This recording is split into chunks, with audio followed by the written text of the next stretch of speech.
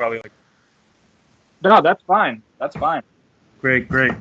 So first, I mean, I didn't hit record or anything yet. I just wanted to say first off, thanks for doing this because I wanted to do this with someone for a while, and I mean, obviously, you seem like someone who has at least the information or the knowledge base to have these type of conversations. So it's pretty awesome. I thought it was kind of almost like a sign when I saw your handle yesterday. It was. I gotta make a confession. I started looking at your account because I was like, did somebody just take my idea and ran with it better than I did? No, it was. I mean, I've always been interested in this sort of stuff, and I was also somebody else who was looking to have these sorts of conversations. I just hadn't really looked out to anyone yet in order to do this. You know, I mean, you can probably tell that from the fact that I was using my little brother to get ideas to bounce off and have my own little podcast. Yeah, so, man, listen, I didn't even get a chance to really like listen to that one or watch many of your videos. I did watch the That's fine. Now we have more to talk about. Yeah. This morning I did get to watch the morality and metaphysics one you did. Yeah. Which was pretty interesting. It actually gave me some cool ideas, but just give me a second here because I'm trying to figure out exactly how it is that you do record a conversation on. This is like my first time using Skype in like, I don't know, maybe 6-7 years. You go. I mean, I started recording from the get-go, but I'll cut the little intro part out because I don't like putting stuff in there when it was just when people don't know that you're recording yet. No, that's fine. I don't care if that goes in. That goes in. My old podcasts were always super like raw. I didn't cut anything out. I was like, whatever I say is going out. You know, like it doesn't matter to me. Good. Then in that case, what you want to do is go to the bottom corner, and there should be like 3 little dots. You want to click on that, and one of the options says start recording. Oh, it doesn't say that for me. It doesn't? That's odd. Yeah, no, I don't have that option. I don't know how to. There's no settings or anything on the bottom right corner. Audio and video settings, but it doesn't. No, it doesn't do anything. It looks like it's just trying to get me to initiate my webcam, which is broken anyway. So. Well, mine's is being recorded on this end. That's fine. I mean, you know, if I can get the audio from you later, that'll work. I'll send it to you ASAP. Don't worry about that. I got it. Cool. So, I don't know. Where do we start? Well, I mean, we can probably start with the latest thing that's happened, which is the whole Jeffrey Epstein thing. Yeah. I sent that to you while I was driving over. So apparently he may have killed himself, or allegedly killed himself in his cell. Yeah, that's always weird to me when something happens under these circumstances, because you already know from the get-go that the first thing people are going to do is start making conspiracy theories about how a guy like this doesn't just kill himself, he has to be killed, right? And I don't think it's outside the realm of possibility that he actually was killed, due to the fact that, I mean, obviously he has a bunch of people who are just in the highest standard of U.S. power, and even foreign powers that just do not want to have anything to do with this guy. I mean, when you talk about guys like Donald Trump and Bill Clinton, who are just highly influential people who have enormous amounts of power, obviously they don't want to have anything to do with this. So it's not outside the realm of possibility that very powerful people have gotten to him. But at the same time, you have to acknowledge, I mean, there's so many conspiracy theories going on, and we just figured out that this happened. It's impossible to know what's going on. Yeah, I think you're right. I would also agree that, given his ties, and, if you want to be conspiratorial minded, you can easily say, of course they got him, yeah, they don't, if everything that's alleged is true, they don't, it's easy to say, of course, he was probably going to talk. Maybe they was going to get the deal cut, and people don't want to go down. And so, if you believe that the reach of influencers is unlimited, then of course it's easy to say that, he was taken out. Yeah. It's also easy to say that maybe he's like, holy shit, I can't deal with this whirlwind coming at me. I'd rather just end it now. It's a tough one to say, but it is interesting nonetheless. Yeah, well, it's also very likely that he actually did kill himself. I mean, who the hell would want to live the life that this guy probably thought he was going to live? Once you're caught in a situation like that, the whole world wants to get at you. Everyone wants revenge. People that had nothing to do with this want revenge. I mean, you just take one look at what people are saying on Twitter. They wanted this guy's head before he was dead. You know, so it's completely not outside the realm of possibility that this guy did kill himself. Yeah, it's interesting. Now, on the topic of suicide, because I mentioned to you on my way over when I messaged you that I find suicide a hard thing to wrap my head around. Mm-hmm. I guess when you're faced with something like, say, Epstein is, or let's not talk about a monster like Epstein or an alleged monster like Epstein, right? But like, just people, people who do commit suicide, the people who feel like, whatever, for whatever reason, they don't want to be part of this world or whatever, or their experience anymore. I find that hard from a spiritual or philosophical standpoint. I'm not a religious person, but so I don't believe that like you'll kill yourself and go to hell or anything like that. But yeah, it's hard to wrap my head around because a lot of your videos are about questioning and about us, how we question things, and it's what's driven us forward. Mm-hmm. But the fact that no one, I mean, unless you're really bought into whatever ideology you follow, no one really knows. Everyone believes some people believe what might happen afterward. But how my thing is, how do people know that they're getting a better deal on the other side? Yeah, like how do they know that there's going to be reprieve at the end of this? Like what if it's just boom, it starts right over? Like it's interesting. Well, I think that depends on why the person commits suicide in the first place, right? I mean, it's someone who's just incredibly depressed all the time is just suffering 24/7. And so someone like that, I mean, they're not, when you have really severe, intense chronic depression, you really don't think clearly. That's something that happens when people are highly depressed, is that they just get this sort of mindset and this emotional way of viewing at the world that just blinds you completely from what regular people see day to day as reality. And then you have to look at other reasons why people commit suicide. So for example, you can see a Buddhist over in the other side of the world. For example, in Asia, those people sometimes commit suicide as a protest because it's the only way really to get attention for political issues and for horrific things that are happening all around them that really doesn't get much media, because it's really hard to get media in a place like that, especially if you're someone that nobody knows about. The idea of suicide is completely weird, but it becomes less weird the worse you look at life and the more you look at who commits suicide. I mean, it's universal. Yeah, I'm sorry. Go ahead. It's just something was hitting my mind as you were saying that. But please finish your thought. Yeah, no. I mean, suicide it's universal, and it is weird for the vast majority of people. But somehow, when people get depressed or when they get into a certain mindset, it becomes almost natural, which is horrible, to say the least. So I have to admit that I know I pretty much understand a lot of what you're saying because I've worked in healthcare, I worked in mental health settings, and I've helped a lot in counseling sessions. So, I mean, I've dealt with the whole spectrum of mental disorders, and got a really good education and just in the settings that I've worked around this stuff. So I get it. I know a person who is suffering and wants to end it. But when you look at, for example, like I want to pose the example you put up, the Buddhist versus, say, a jihadist.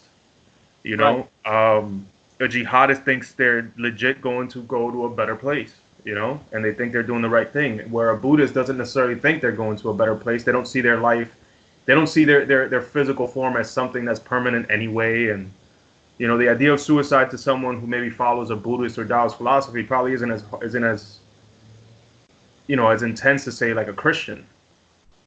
But then a jihadist is kind of like in the middle because they won't kill themselves unless it's in the name of God. You know what I mean? Right. Yeah. I mean, a Christian committing suicide for the most part probably thinks that it's a condemnation of your soul. Like yeah, you're gonna go to hell is the main idea that you would have there. A jihadist, you're going to heaven. And a Buddhist, at best, what you get is reincarnated. Right, right. At worst, you come back as a lower life form, right? or as a lower life form, right? Yeah, But that either way, you're just returning to the earth somehow, you know? yeah, It's indifference. There's an indifference there, you know? completely.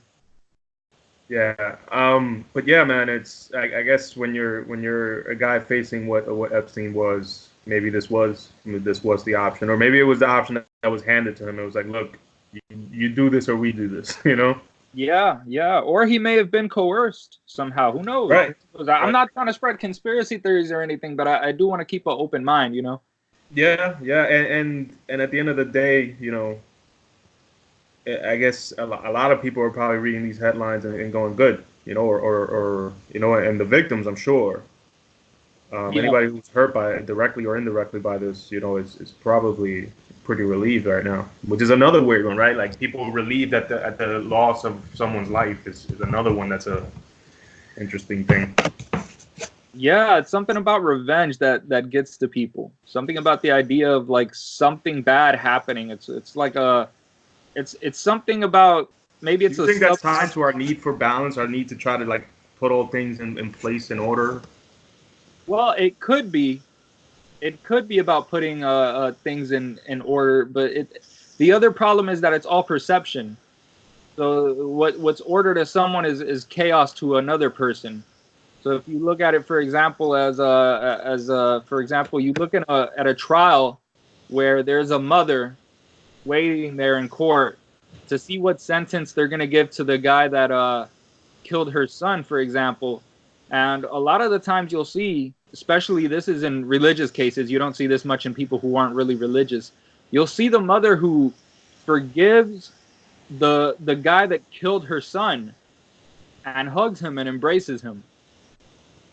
So the whole idea of balance, I do agree. There's like a natural perception of what equality is, what feels like the deed is done and everything is okay.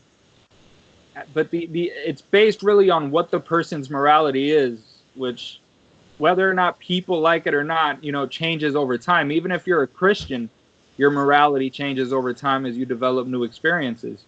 And I that's agree. the interesting thing about morality is that it exists in a world of subjectivity, and a lot of people don't like admitting that because you know it completely destroys someone's worldview when you tell them that the morality that they hold so closely is completely just subjective.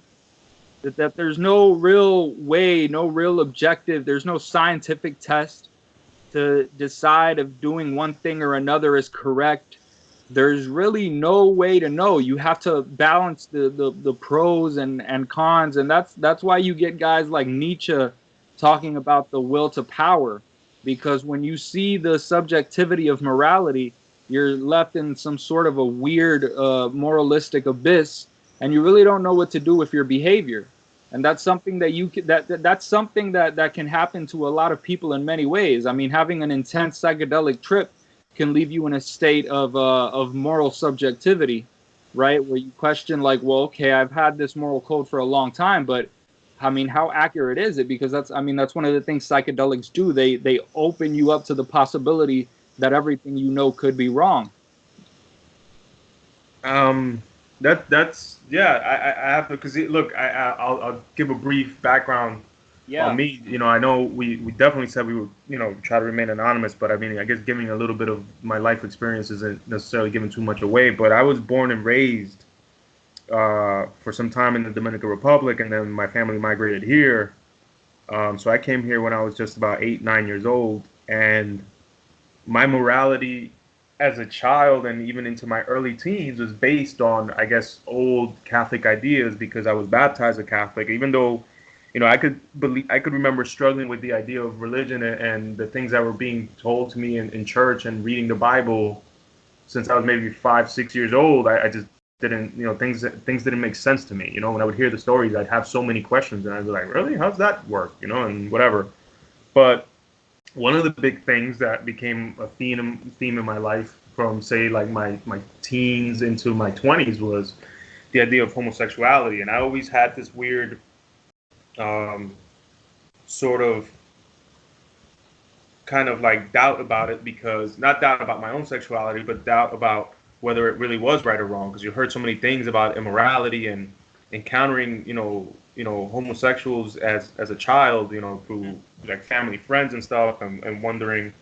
I remember this one time. It's kind of a funny story. I was about yeah, it was right when we came to this country, and my family was poor, and we were staying with a friend of the family until we got our own place a couple months later.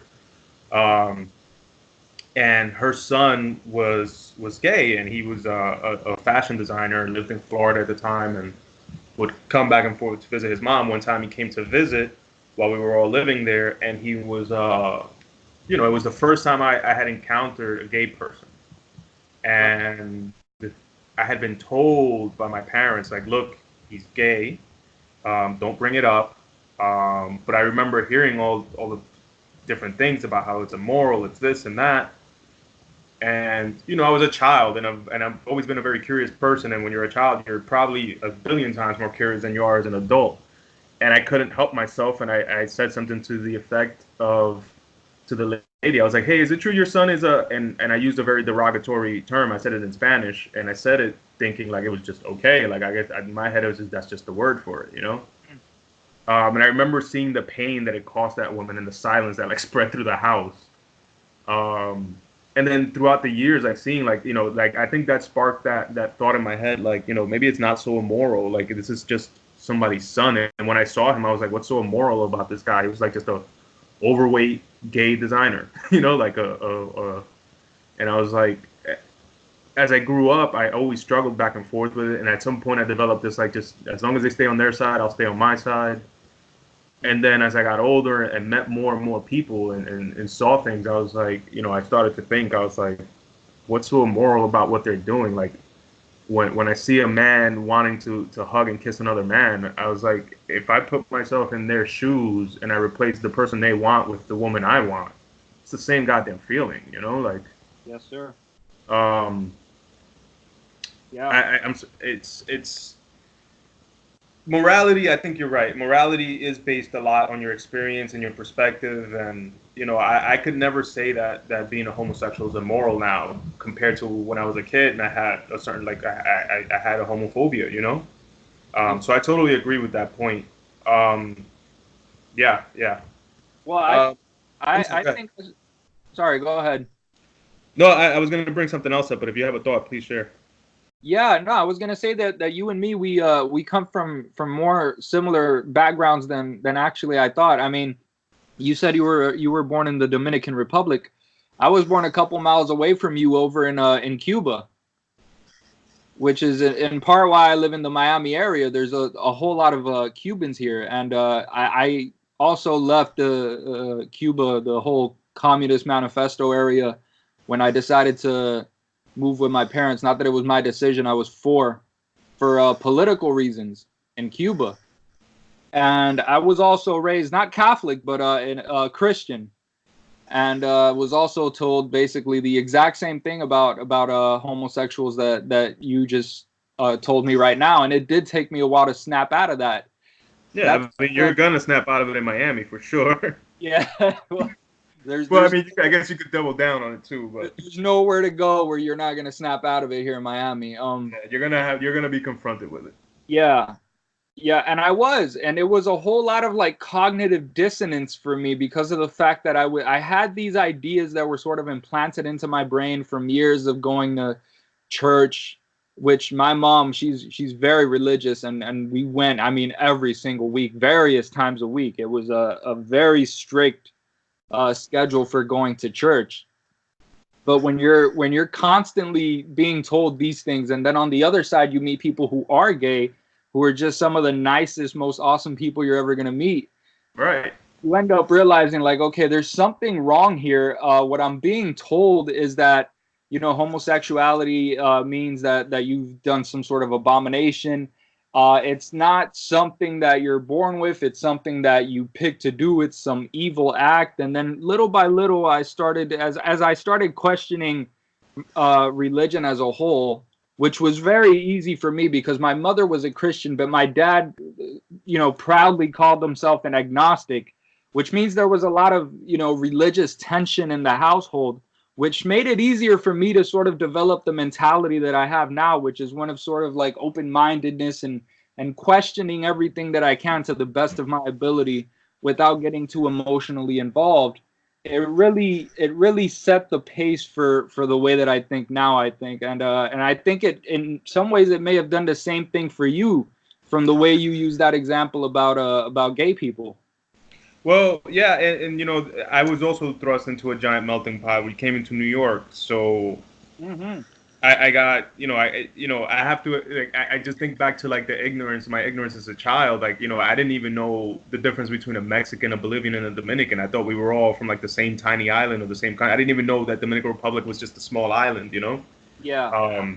When we moved out here and I start meeting Colombians and Puerto Ricans and all this other, like, other Hispanic people, and then I meet Indian people and Punjabi and white people and black people. And I mean, obviously in Dominican Republic, you meet black people, but you don't, it's not the same as here when you meet a black person. Over there, we're all Dominicans. Yeah. I guess sort of.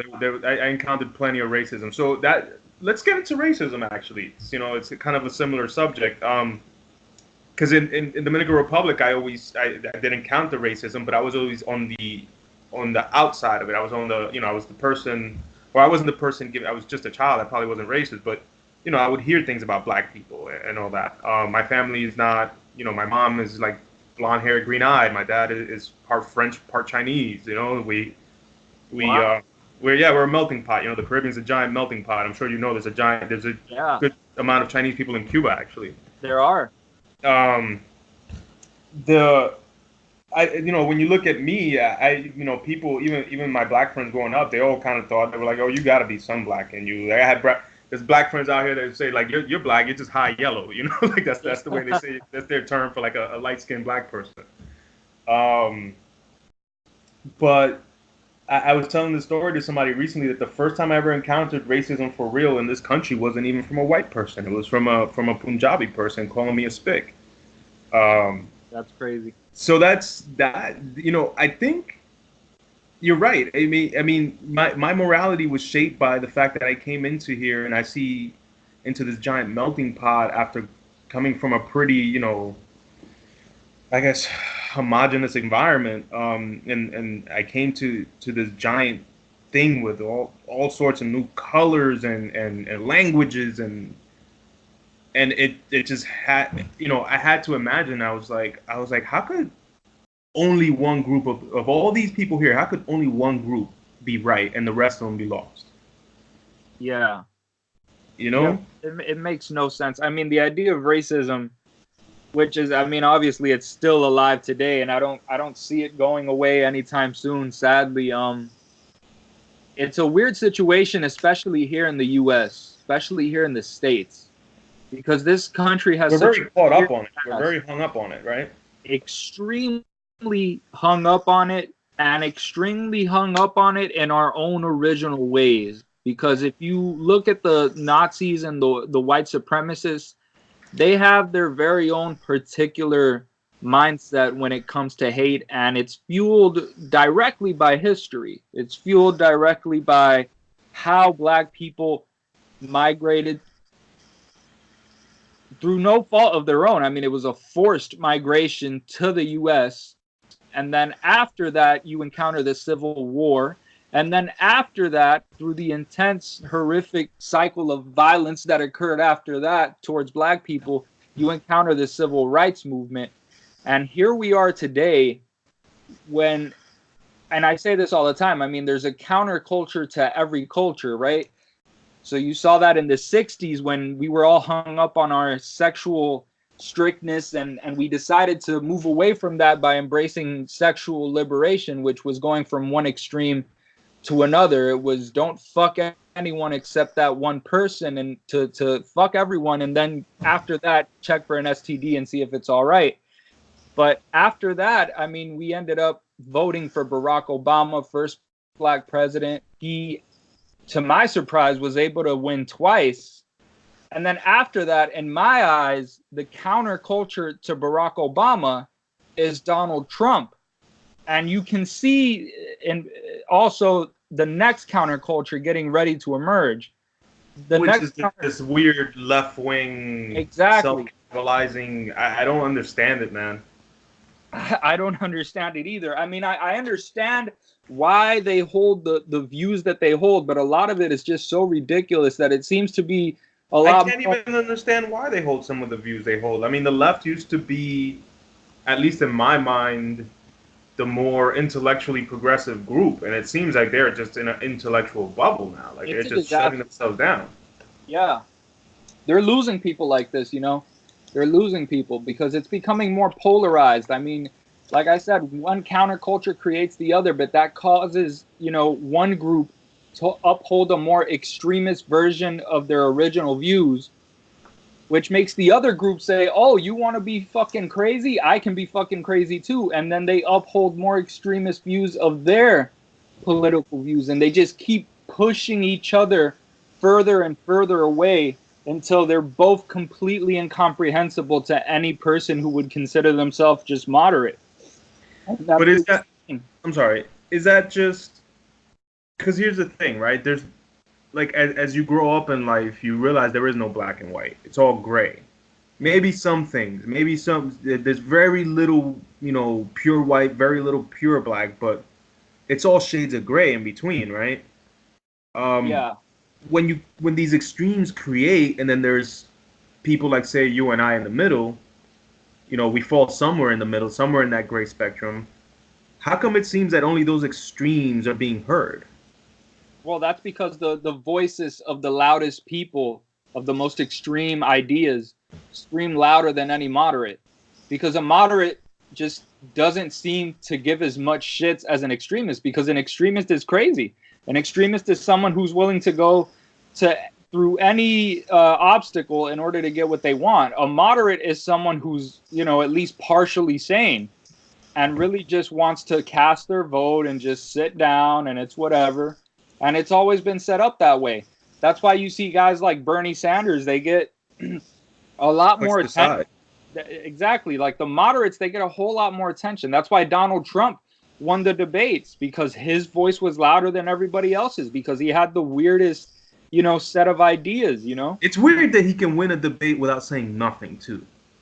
Yeah, it is. That's the part that really gets me. It's not, the extremes, and I agree that you can't have the dark without the light. So whenever there's one thing, something has to rise up to be its counterbalance, like you said.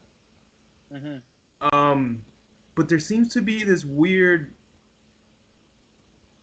like, I guess I don't know how to put it. I guess stupefaction of people these days, in particular in the U.S. But I mean, it seems like it's global. But It is universal, but yeah, in the U.S., it's rampant. it's highlighted, I guess, in the U.S. It's very you know exaggerated, I guess. But what I don't get how we went from we can have gay rights, we can have a black president, which it didn't even seem left, it just seemed moderate, you know, Yeah, to now all of a sudden, the yin is in a constant struggle with the yang, and the balance in between is just like off to the wayside. And I don't understand this weird I don't know. So um, I think back to, like, for example, when Barack Obama got elected, and I was at the time working in Harlem, which is a super black community. And Harlem was like, I mean, it was like a 3-day party. It was yeah, insane, dude. It was super insane. I was working on election night. I left a couple hours before the results were in. I got home and saw that we finally had Barack Obama in power, and I came back to work around 8 a.m. the next morning, and I mean the same people that were outside, holding the banners and all that, were still outside cheering. And at the time, I remember thinking, and I got a lot of fucking heat for this, especially because where I worked at the time was all black people.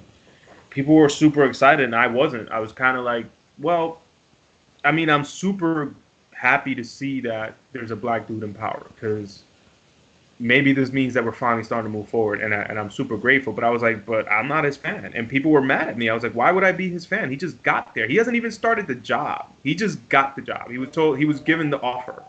You know what I yeah. mean? He was given the job offer, and he's accepted it. and in a few months, he's gonna start the job. So I was like, why is everybody so happy about this guy? Like, he hasn't done shit for us yet, and who knows if he's going to do shit for us.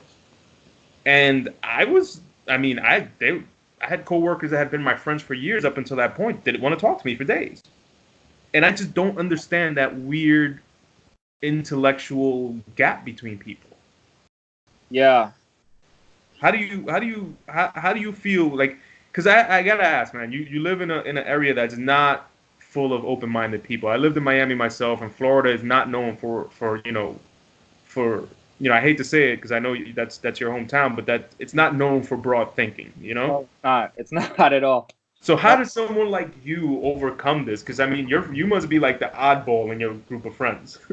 Oh, I am. Oh, you can just imagine the sorts of conversations I have with my family, on the holidays and whenever we meet up for a barbecue. I mean, my uncles, and we have a big family. I mean, my grandparents, they did a whole lot of fucking. There was no TV at the house. 10 kids. Well, Cubans, man. You guys are savages, bro. Cubans are fucking They're born with Viagra in their brains, So, I mean, I got 4 uncles and 5 aunts, right? My aunts are mostly in Cuba, but all my uncles are here, and we meet up, and they're straight Republicans. They voted for Donald Trump, and we get along great. We love debating this sort of stuff. Yeah, Cubans, there's a whole lot of Republican Cubans. Like, people have this idea that Hispanic people are universally, for the most part, Democrats. Not true for Cubans. Not true for Cubans at all. Especially Hispanics that have strong European influence. Of course, they kind of fall more in line with the traditionalist, worldview. Yeah, but there's also something unique about Cuba that a lot of other countries haven't experienced, and that's communism. And the idea of communism puts fear into your heart, especially in my family, where a lot of us have been arrested for political reasons and for fighting back against the communist regime in Cuba. I mean, a lot of it, we came here as political refugees, all of us, right? So when you see something like that, and when you've been personally arrested, I can understand. You want safety, yeah. Your brain is wired to seek safety, and Republic ideals seem safe because they're conservative. Exactly. It seems like it's the exact opposite of communism, which is what you're running away from. It's what you were fighting, and it's what you fear in your heart. Because I mean, I had an uncle who was locked up, in a cell for 5 years, with rapists and murderers. Cubans, as we speak, don't have much food. I mean, you can imagine how much food they were giving them in a prison cell, and the way he was treated specifically for being, there for political reasons. So it's a whole host of paranoia that's there. And when they hear a guy like Bernie Sanders talk about socialism, they just run the other way as hard as they can, as fast as they can, and that's just the mentality that's there. And I don't see that changing anytime soon, because Cubans have really been going through this for a long time, and they're not likely to be convinced by someone like Bernie Sanders. How do you feel about Bernie? How do I feel about Bernie? There's some things I'm undecided about when it comes to Bernie. I'm undecided, for example, on economics, because I'm not an economist, and it's not easy for the layman to really have a good understanding of what certain policies are going to do to us, right? So when I see Bernie talking about, universal health care, which I support, and public education, which I also support, I also have to ask myself at times, well, should I support it? Because of the simple fact that I don't know what it's going to do to the U.S. economy, right? And people post examples of other countries who have been able to do this and implement this, and they're doing fine. But the problem is that economics is a weird social science, right? Because in psychology, for example, you can create an experiment, and you can sort of have, you can set it up so that there's not other variables in the way. There's not other factors that you have to take into consideration, right? You can have a cause and effect experiment, but it's a lot harder to do that in economics, because in economics, you're dealing with a whole bunch of things happening in a country at the same time. And it's basically impossible to separate all those things and just have a cause and effect experiment. It's really difficult to do that, right? Right. So I don't know what would happen in this country, especially in this country, and not just for the fact that I don't know what would happen economically, but also for the fact that when you look at the US, there's a huge bureaucracy. There's a huge political machine that takes millions of things into consideration. It's incredibly corrupt in the amount of money that we allow politicians to take from other corporations. So when we write a bill, we don't just write a bill, we overdo the fuck out of it by a lot. We write a lot more than what was necessary. I mean, if you want an example of that, just take a look at the IRS. Look at the tax code for this country. It is extremely long. The people who are experts in it don't understand it 100%. No one does. It's a machine, and no one understands it completely. So the same way we had what was going on with Obamacare, and that's another thing. When you look at Obamacare, for example, talk about the fact that this country is politically divided, right? Obamacare, the way I feel about Obamacare is like by the time it rolled out, it wasn't really Obamacare. It was like, Obamacare got pushed through a machine and reworked to be something else by the time we got it, Mm-hmm. Exactly. And that's what I fear is going to happen with any of the policies that Bernie gets. The best thing Bernie can hope for if he becomes president is to end up with the House and the Senate being run by Democrats, because then he'll really be able to implement policies the way he wants to do it. Right. So that's something we have to take into consideration, is that this country has a huge bureaucracy, and it's the largest political force in the world. I mean, you can probably argue that something like China is the largest political force in the world, but the U.S. is gigantic. Yeah. So, speaking of, because I'm not gonna lie, I can fall a little bit toward the conspiracy side at times, and the way I feel is that with lobbying, like, it doesn't matter whose house it is, it doesn't matter who the head ape is, as Joe Rogan calls it. I don't know if you're a Joe Rogan podcast fan or whatever, but that's what he says. I'm sorry? I love the podcast. Yeah, it's a great podcast. I feel like, I wasn't his biggest fan always, but his podcast, was very, very enlightening. My God, it's what got me into psychedelics. It's what, opened me up to a whole new line of thinking. Yeah, I was highly influenced by that podcast, especially. I would say so as myself as well. Yeah. But when you look at all of that, like, do you really think that they're in control? I mean, look, I'm a person who's worked in government. Not in federal government. I worked in New York City's local government. And I can say, I used to think to myself, I was like, there's probably just a bunch of BS. They probably just have a bunch of people working jobs like ants, but somebody else is making strings. And now I've seen the results of the work that, say my organization put in, and how it affected policy.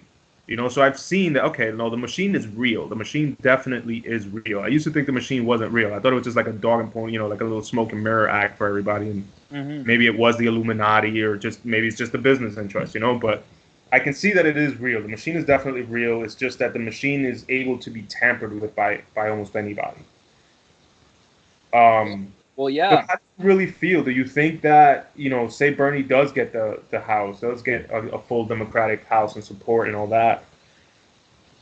Do you really feel, because it's always been a thing I've said, I was like, I don't give a shit who's been president, because ain't not one of them done anything for me anyway. Like, sometimes things were a little better, sometimes things were a little worse. Mm-hmm. But really, at the end of the day, none of them really did anything, including Barack. The best I could say about Barack is that he was, God damn it, as an image of a president, he was, to me, he was the gold standard. I mean, the dude had speaker. Was that? He was an amazing speaker. Amazing speaker, carried himself with class, didn't really let himself get dragged into nonsense.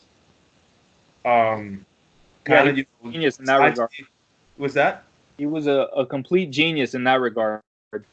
Right, and for that matter, I'm like, when you look at what you think a leader should be, I'm like, well, at least on the surface, he was definitely the gold standard, right?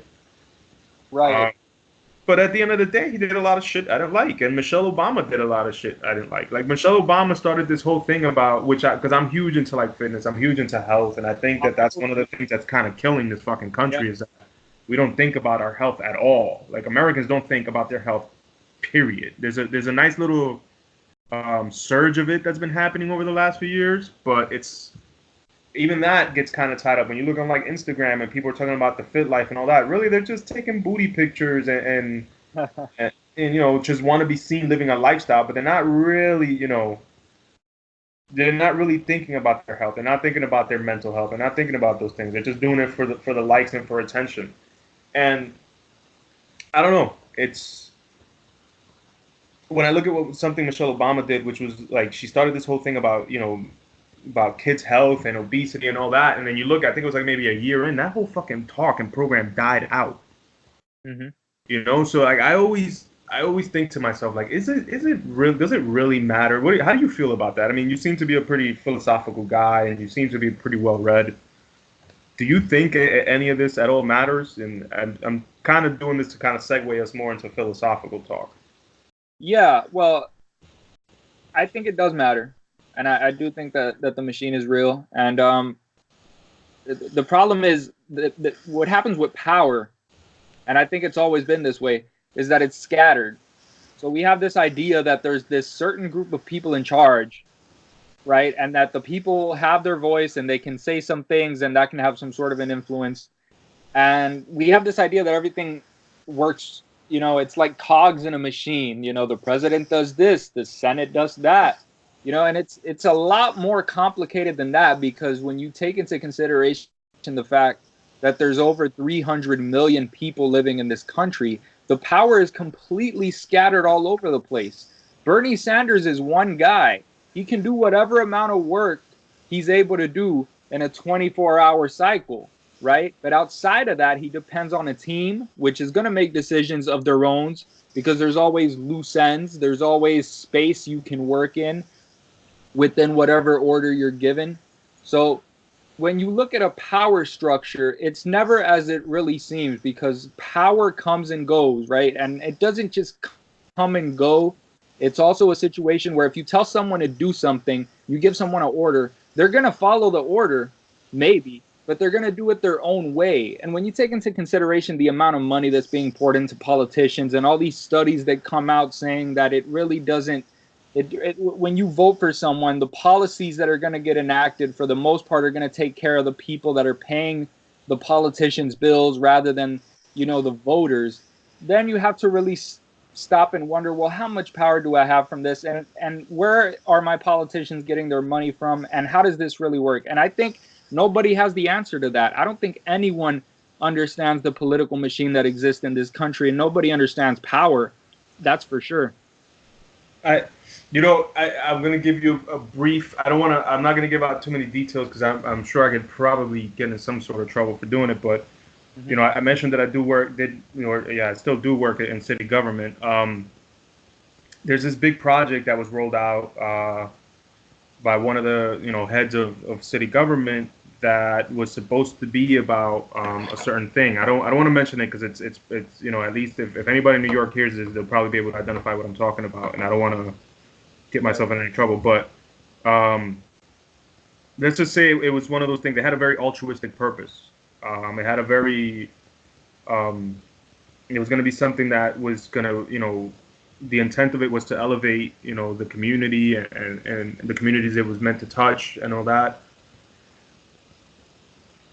But then, like you said, the individual who signed this thing put it out there and delegated it. But then within that delegation, there was such a breakdown and such a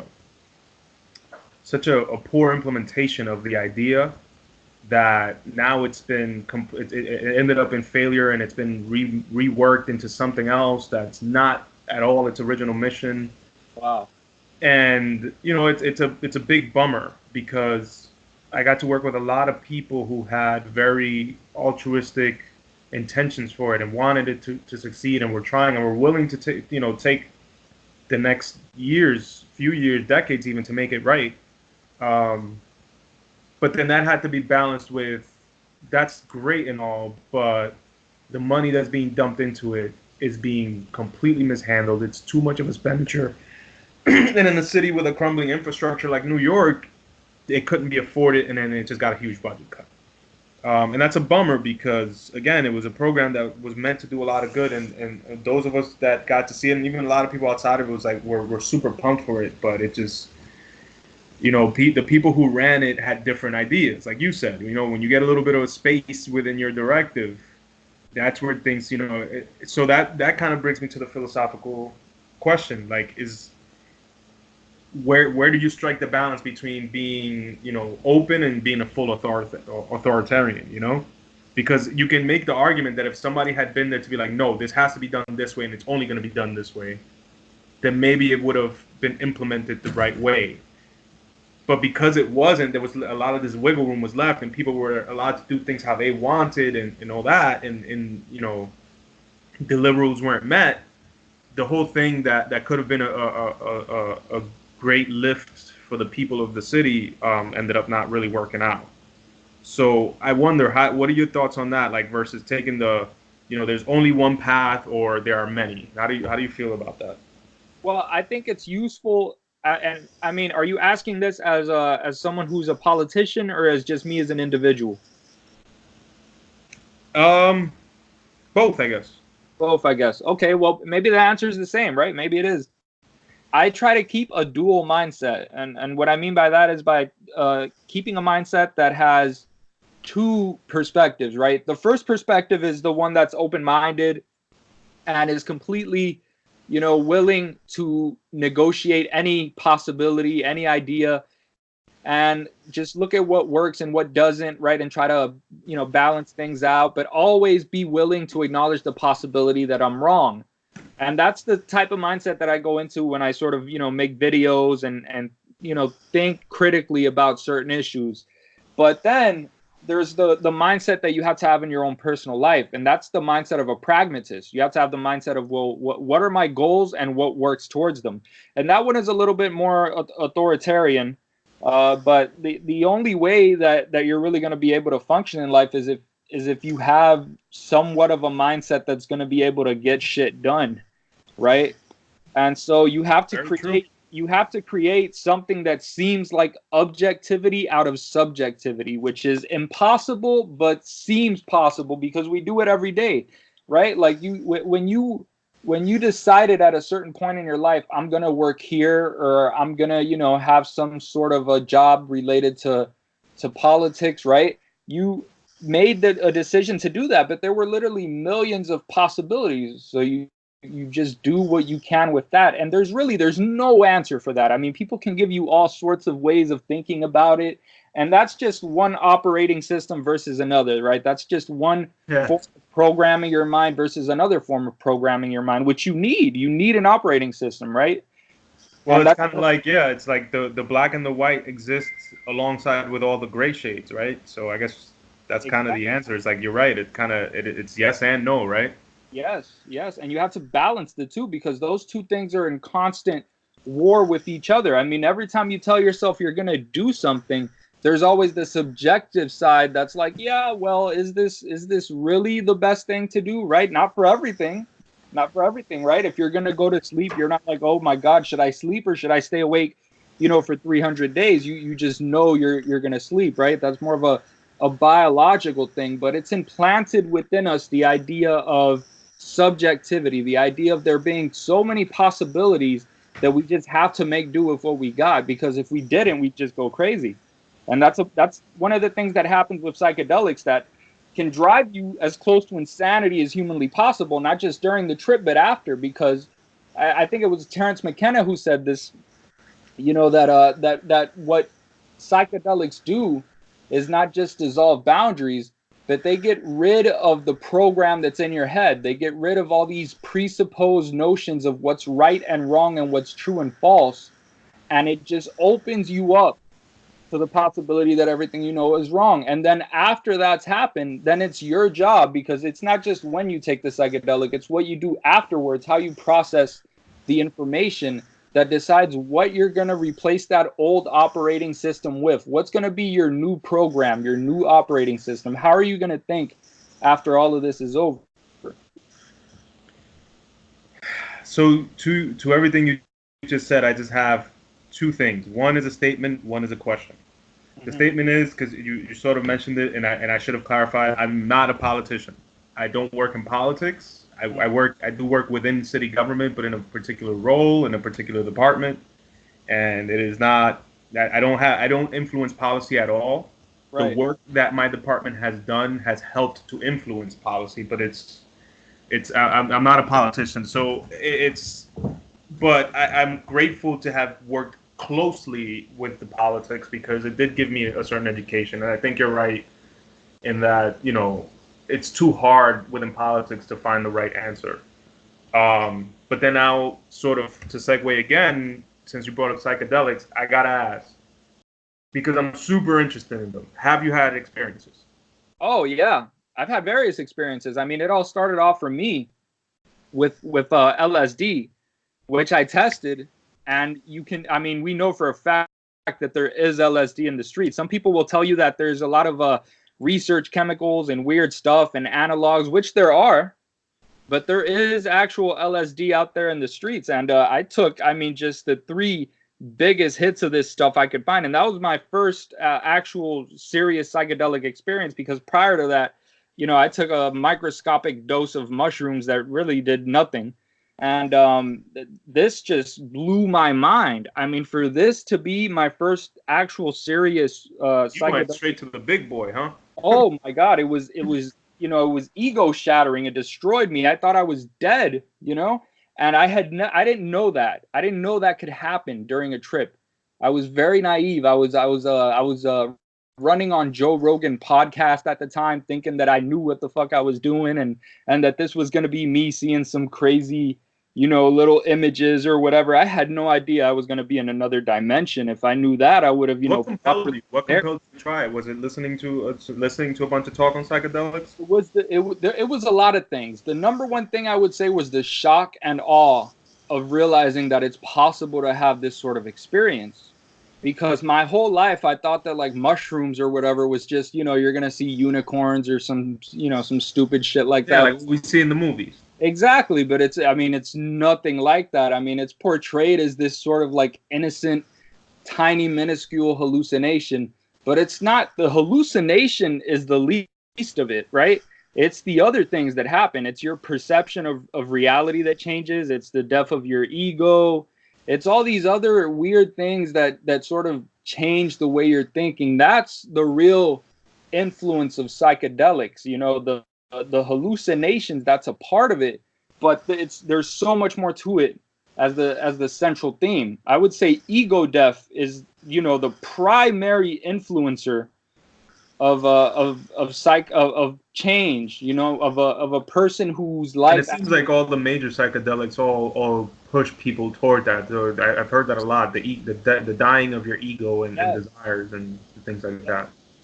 And it's an incredibly challenging experience for a lot of people, and sadly, some people don't get anything out of it. I've had really rough psychedelic experiences that I got nothing out of, right? And that happens. That happens. And another thing I should say, because I don't want to give people the impression that it's all fun and games with psychedelics, because the truth is, psychedelics. It doesn't sound fun. Well, no, it doesn't. It shouldn't sound fun, because if you're taking it for fun and games, especially at high doses, it's just going to kick your ass and put you in your place, right? Because that's what these things do. Right. And it's happened to me. I like I said, when I took that LSD the first time, it was just, I was not ready for that at all. Not even a little bit. As a person who's never had, well, I guess I can't say I've never had. The most I've ever done, the most I've ever done is like a really strong marijuana edible. And I'm not a current user. I'm not I'm a super advocate of marijuana, but I'm not I'm not into the culture. I'm not into, I'm definitely not like I'm not like a super pothead or anything. But I do remember having a couple experiences being like, they just blasted off some weed that were like, I was listening to one of my favorite bands, Muse, and I swear to you, it's like almost like I could see and feel the fucking music. Yeah. It was insane. I was in my apartment by myself, and I started blasting the music because I was like, oh, whatever, dude. Now I'm in this like, you know, super hardcore trip that I didn't expect, and I remember I'm a person that's like kind of I'm an extreme. I can be an extreme introvert, and I'm kind of shy. In particular, one thing that I'm super shy about is dancing. I don't like dancing, especially in front of people. Hmm. But in this moment, I didn't give a shit. I was so like into the music, and I wouldn't have cared if somebody walked in the room and saw me bouncing up and down to that music and feeling it. And that gave me this idea that psychedelics, because you used the word that reminded me of this experience, which was innocence. I feel like psychedelics are a return to innocence. Like when you're in a trip, you're returning to innocence, and that's why everything else, all the shit that molded you into the being that you are now, kind of strips away and lets you see all those pieces of you stripped away, so Hmm. you can see what it is. Do you agree with that? Oh, I agree with that completely. I mean, what can be more innocent than taking away all of your cultural programming? Bringing you back to baseline. If you're open to the idea that everything is wrong, I mean, what's more innocent than that?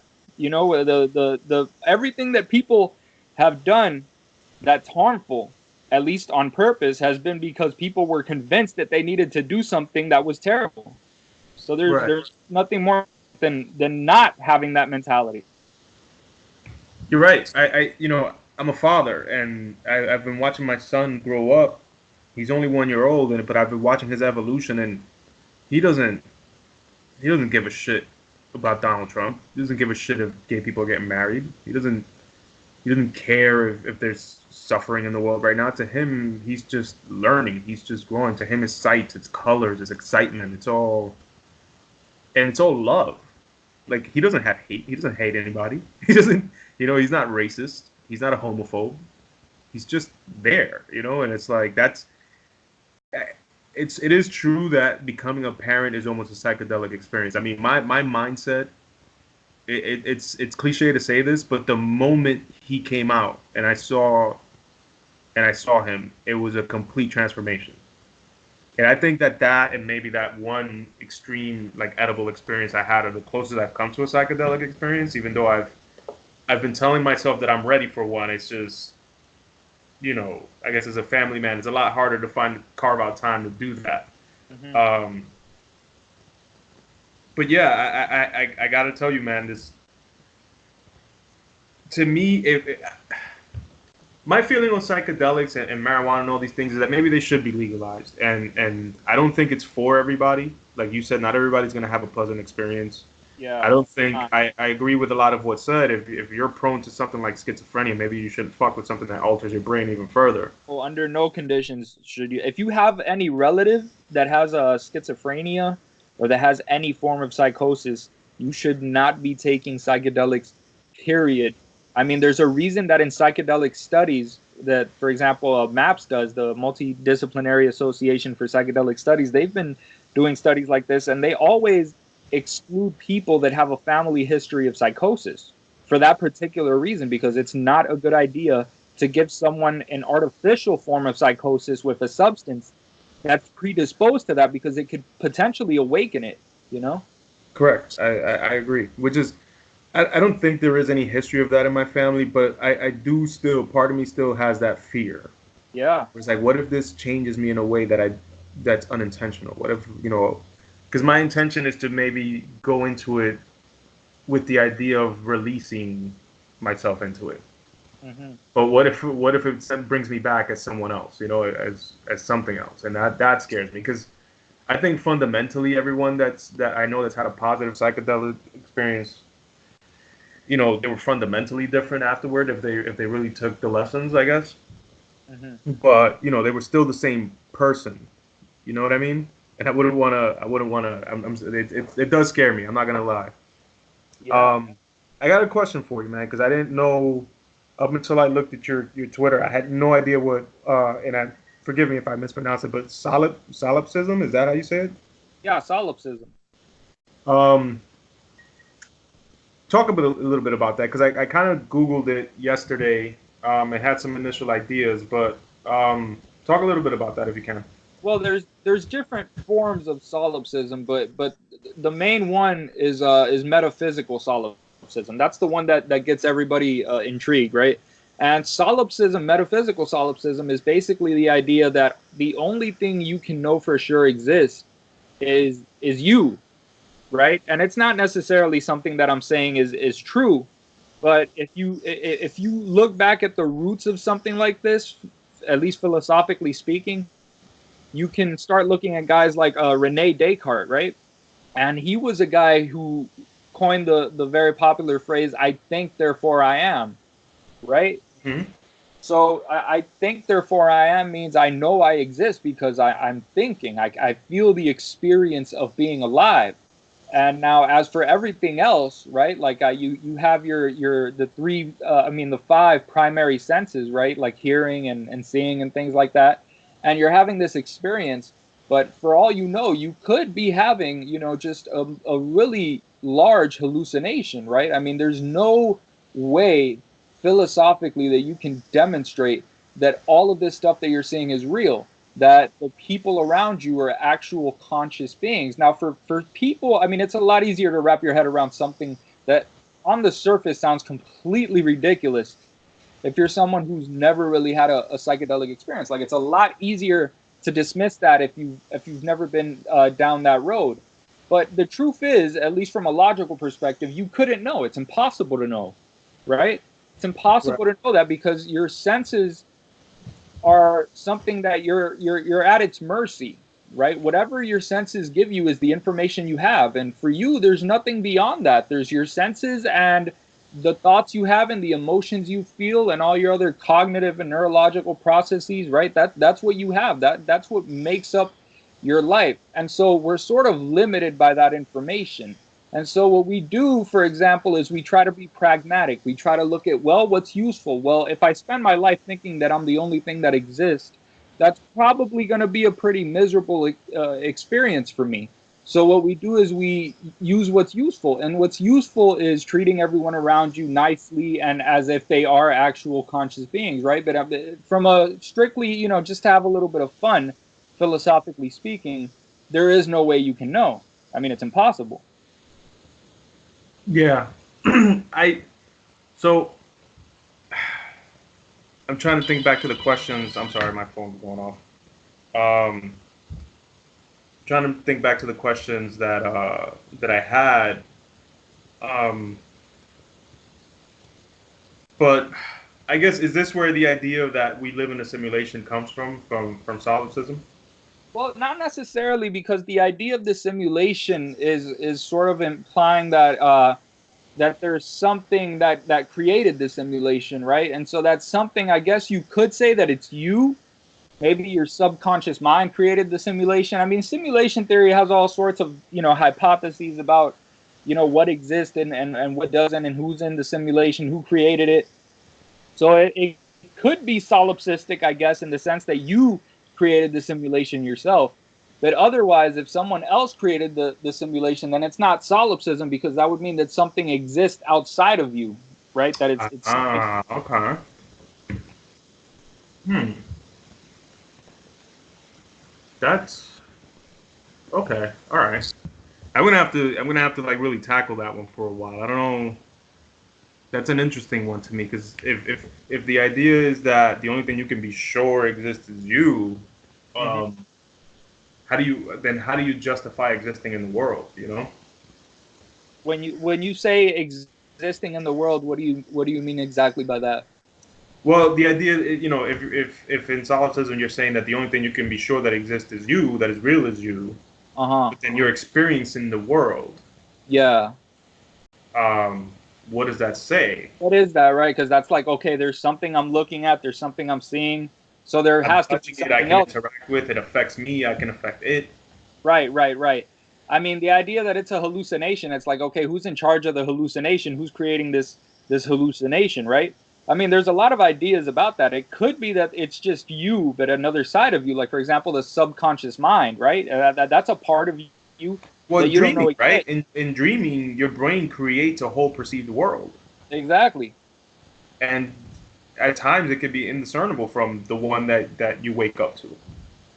Exactly. Yeah, it feels every bit as real while you're in the dream. When you're in a dream, very few people, unless they've trained themselves to do this or it comes naturally in very few people, they're not having the idea that they are, having a dream. They're just having this experience and going with it. And in a dream, you just believe the most ridiculous shit. I mean, if you're in a dream and you're having a conversation with someone and all of a sudden, three people pop out of his belly button and start massaging you, you would just say, oh, well, this is what's happening now. And you wouldn't even think twice about it. It would seem every bit as real to you as this moment that we're having now.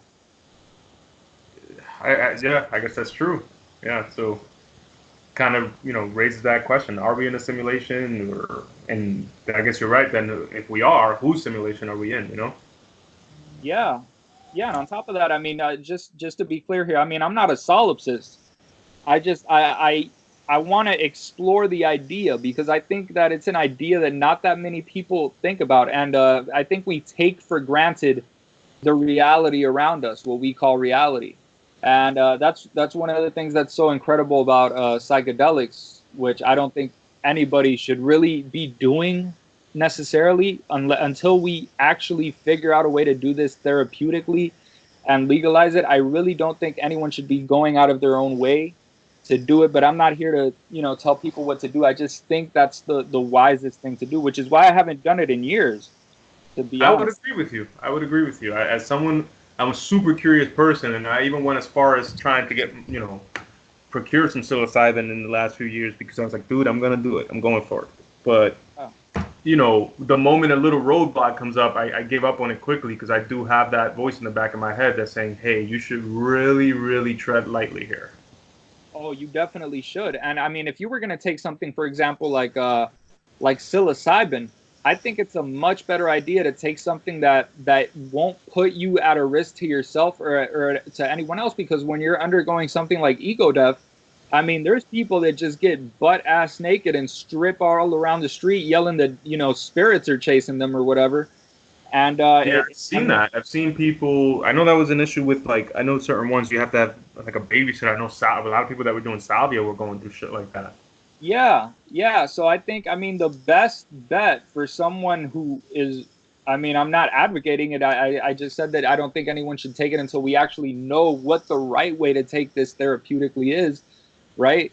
Although I'm not a dictator, do what you please. But if you want to take a psychedelic, I think the wisest one to take has to be by far DMT, because when you take DMT, you just sort of lie there and whatever happens, happens. And it happens so quickly that it's like you fart and it's over, right? It's I very, I 110% agree. For anybody that I've heard listen to talk about DMT, it does seem like the absolute safest one. And the fact that it is, endogenous to our bodies, that we create it, we just can't access it, readily.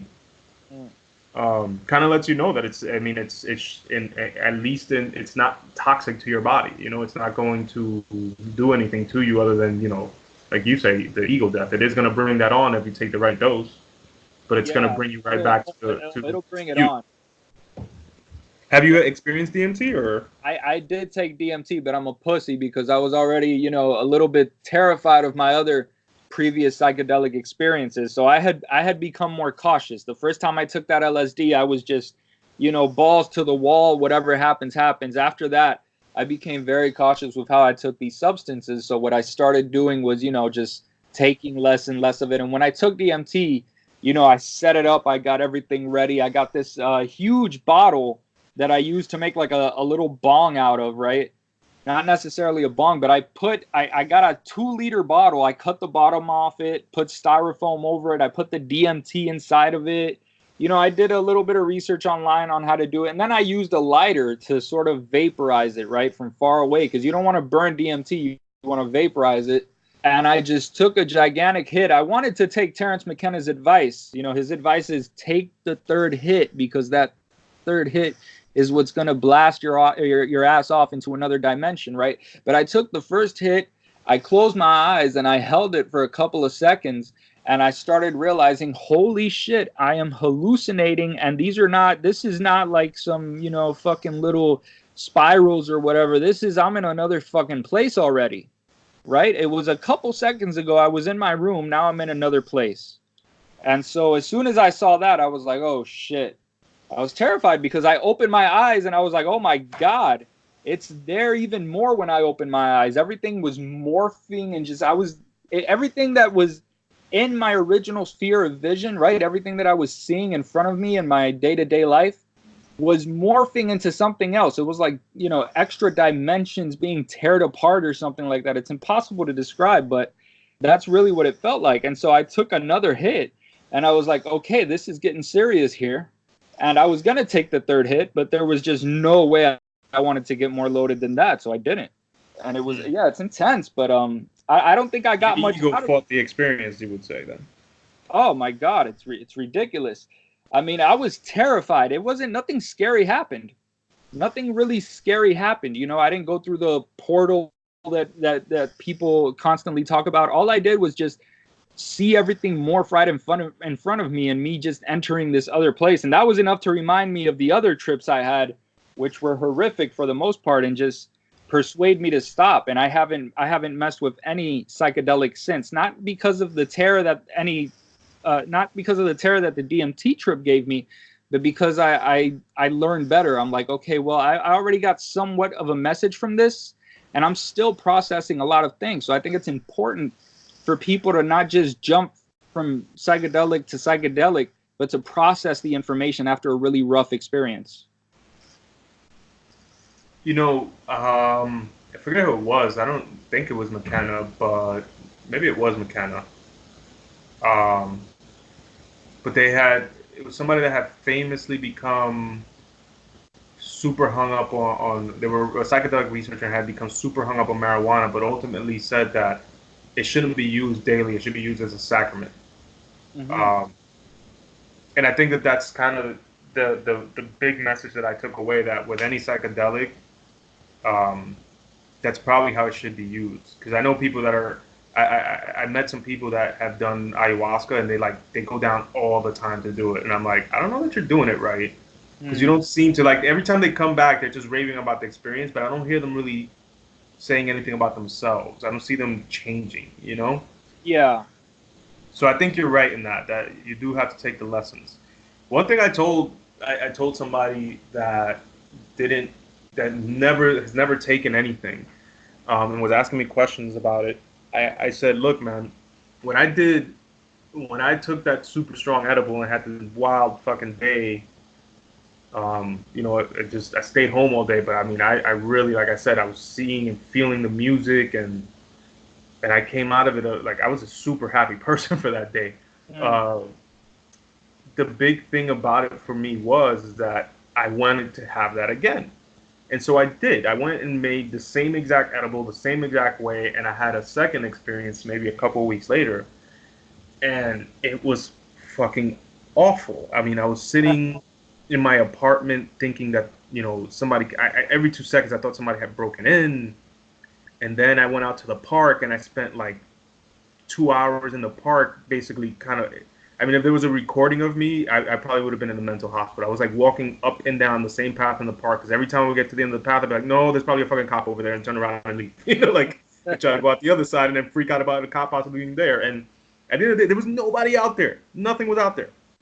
But those bad trips, I think, are super important. I think that the bad trips are the ones that are trying to tell you something, and it's hard to go into them, but they're probably the ones you need. Right.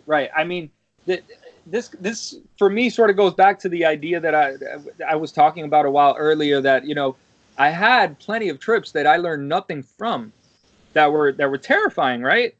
And so I see. Maybe you weren't ready to receive those lessons. Maybe you were still processing something from a prior lesson. Who knows? Right. And so, but there's this other idea that's very common. I mean, for example, Joe Rogan talks about this a lot. Not to shit on Joe Rogan. I think he does some awesome shit. But there's this sort of idea that if you're having an awful experience, it's because there's something that you haven't really checked. That there's something in your life that you're running away from mentally, and that there's this sort of lesson that you're scared to learn, but you need to learn. And that can be true. But I think there's also plenty of cases where it's not. I think there's a lot of You can times just have a bad trip. I think you can just have a bad trip. And I think that's clear because of the way, the human brain works. I mean, if you give anyone, epinephrine, for example, artificial adrenaline, they will be fucking nervous. And it's because you've altered their biochemistry. I mean, it could be the most perfectly, healthy mentally and physically person, and this person can just feel awful and nervous and in fear due to the way you've changed this person's biochemistry, right? And I think that happens too for psychedelics. And I think that something that happens in the psychedelic community a lot is people who go to the spiritual route, especially, they look at it as more of a spiritual and psychological thing, and they forget the fact that it is still a drug, right? It is still a chemical that's interacting with the other chemicals in your body, right? And so that causes changes sporadically that you may not expect. And it at times there's something to learn from it, and at times I think it's just you're having a fucked up experience and it sucks. And that's how I felt oftentimes, because I've taken it in situations where there was really not much that I could really complain about it in my life. I mean, my life was perfectly fine, at least in most regards, and what I was freaking out about, I noticed a lot of the time, had nothing to do with my problems in life, right? It was just a fear of irrational things. And that would happen to me, especially when I would smoke weed, right? And I know that happens to a lot of other people. I mean, you talked about how you had this wonderful experience one time, but then the other time you had a horrific experience. You had a bad experience, I literally right? felt like a fucking rat in a cage, man. Like I was trying to get out of the cage. Absolutely. I mean, I've been there. It's terrible, especially, I mean, that when you go the edible route, edibles can just put you in this fucking dungeon.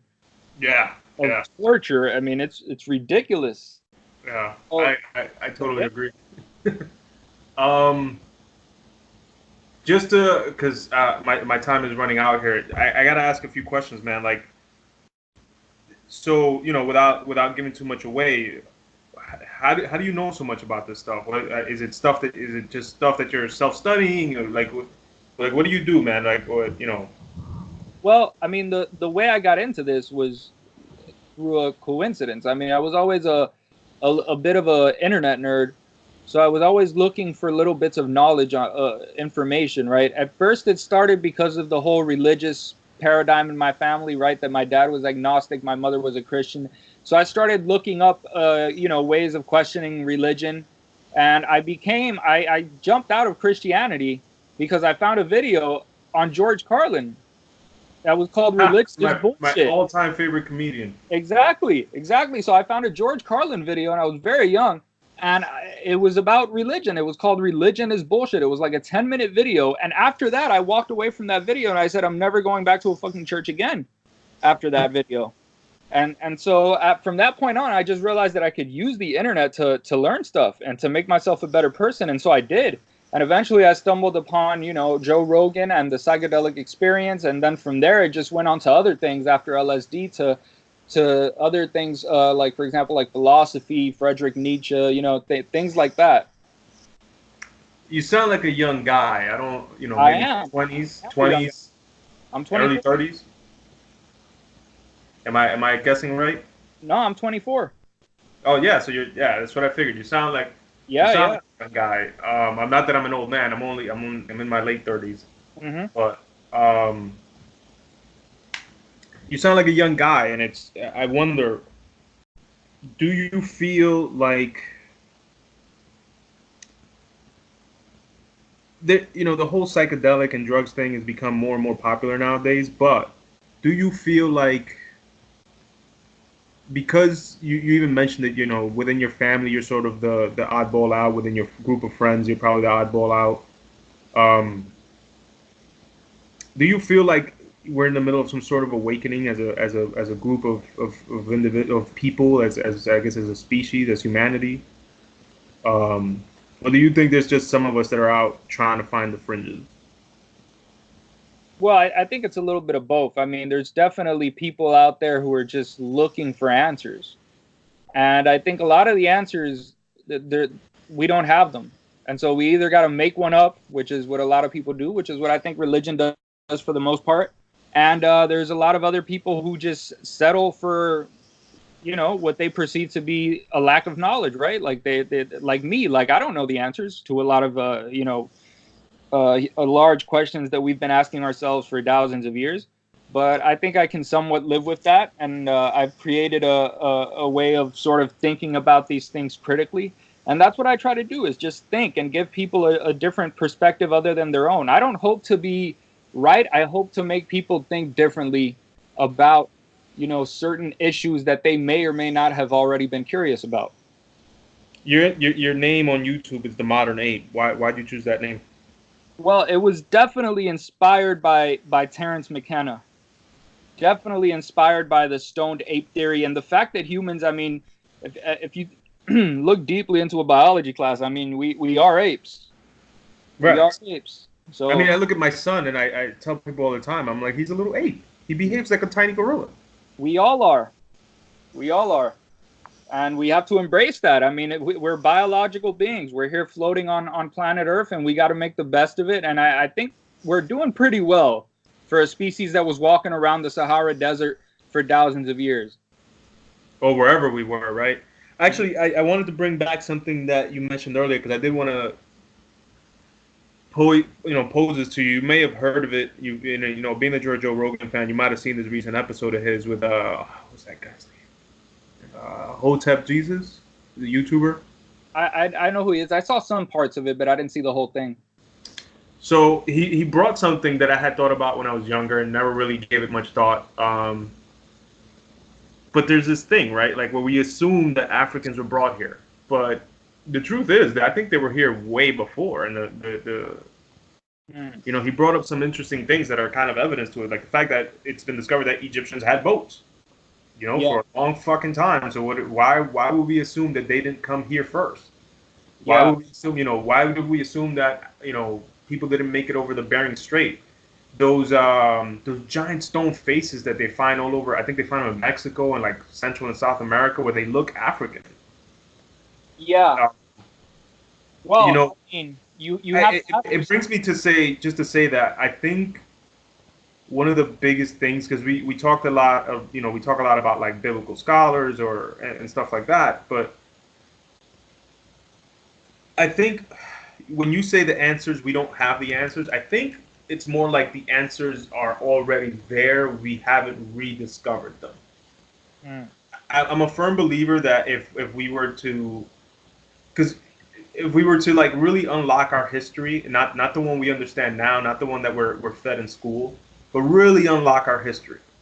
If archaeology can really start unearthing the true things that happened, we may come to find that we already had the answers. Maybe we're just disconnected from them. What are your thoughts on that idea? Well, I mean, I would say as far as having the answers, it depends on the question, right? We have some answers, right? But there's a lot of things we don't have the answers to. But it answers into bigger questions like who we are, why are we here, what are we doing? What is the purpose of our species? Things like that, Is there even a purpose? Well, let's start that off by talking about our history, right?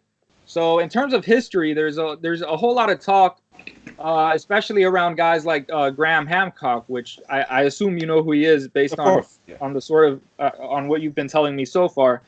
I find his ideas interesting, right? I'm skeptical of everything. I'm skeptical of the traditional history that we've been told, and I'm also skeptical of some of Graham Hancock's ideas. The idea that Africans made it to the Americas before other people did.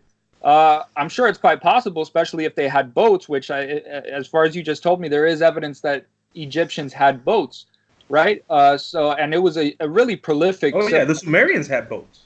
Exactly, right? And so, but when you think about the Egyptians, I mean, that was just an amazing civilization. The European history that we're taught is like they created boats. No one had boats before them. Yeah, well, it's a bit. The problem is, our educational system was created by Europeans, right? Exactly. So it's definitely biased towards a particular worldview. It doesn't really encompass all of history. It encompasses a certain version of history being told by a certain, civilization.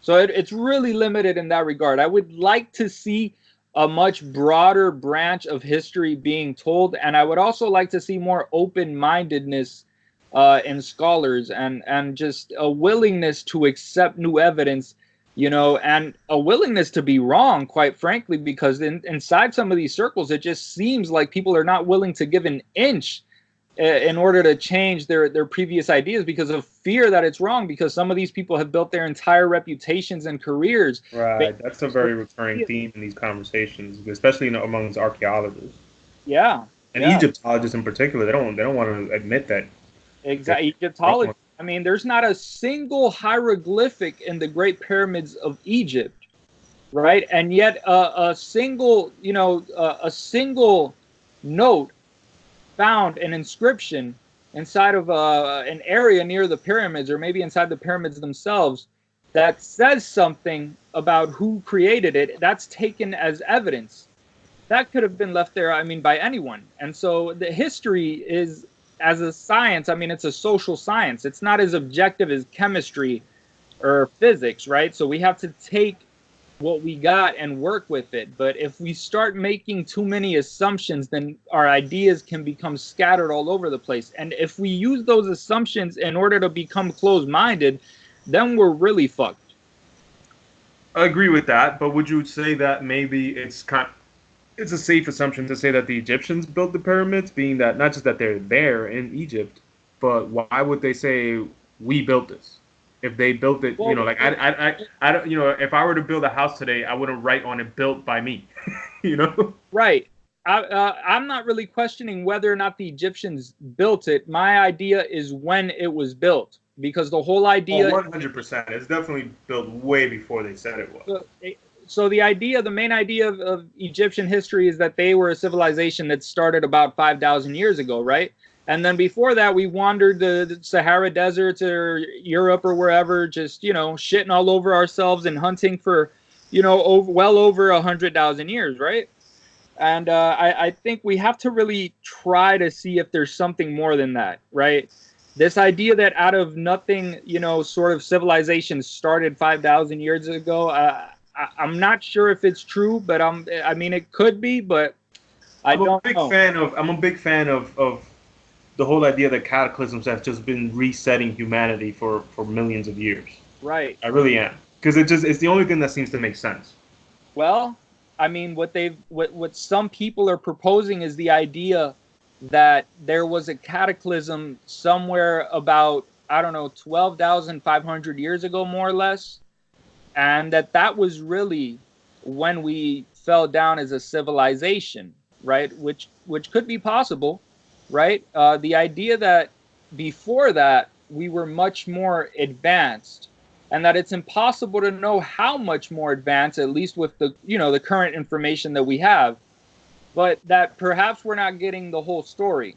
And so I think it's important to keep an open mind, but also be very wary of a lot of bullshit that's in the midst, right? Because wherever there's an opportunity to rewrite history, there's always going to be, people that are full of shit. And so I try really to keep an open mind, but it's very difficult, especially when I consider the fact that I'm just some ape on YouTube who doesn't really have any sort of a degree in history, or I'm not an Egyptologist. I haven't really been, taken in by the dog. Are you studying? Are you in school or what? Well, I have an associate degree in psychology. I'm wondering whether I'm going to go back to decide to be a computer programmer, or whether I'm actually going to stick with psychology, or maybe even go into psychiatry. Who knows? Yeah, I guess, all paths are pretty cool.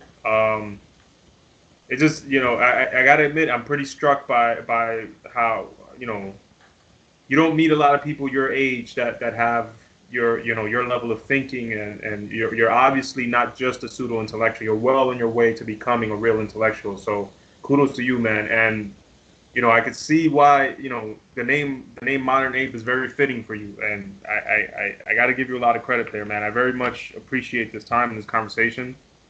Thank you. It's, the reason I call myself the Stoned Ape is because of that whole Stoned Ape theory. I do see myself the same way in a lot of ways, where it's I'm literally just tapping the surface. Like my mind is just now starting to make these connections for real.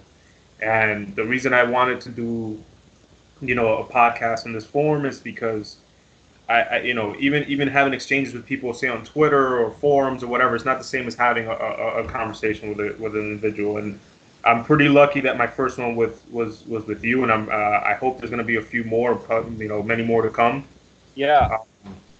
Thank you, man. This is thank awesome. you. I'm sorry I got to cut it so brief, but it's fine. I'm glad we did this. I think you're doing something awesome, and I'm really glad you reached out to me. I hope you get to talk to a lot of other people, and I hope they're incredibly interesting, because this was great. I had a great time. So thanks. No, thank you, man. And listen, whenever you can, just send me that audio. I'm going to be working on trying to, this will probably be my first real foray into YouTube, or maybe I'll just let you post it and I'll repost yours or something, because I am not, I gotta admit, I've tried doing the whole video editing thing. I don't have the time for it. I'm not super skilled with it. Well, I was just gonna put it up with like a static image. I'll send it to you today, and I'm gonna edit the video. I am gonna edit the video and put some images or some audio, something like that. I mean, not some audio, some images, some videos, things like that. So I'll send you the audio. And if you want, once I upload the original video, I'll send you a copy of the video that I edited, so that you can put that on your channel as well. Yeah, thank you, man. Thank you. We'll be in touch, bro. I'm sure this is not going to be the last conversation we have. Thank you. No, thank you. All right, man. Have a good one. You too. Bye.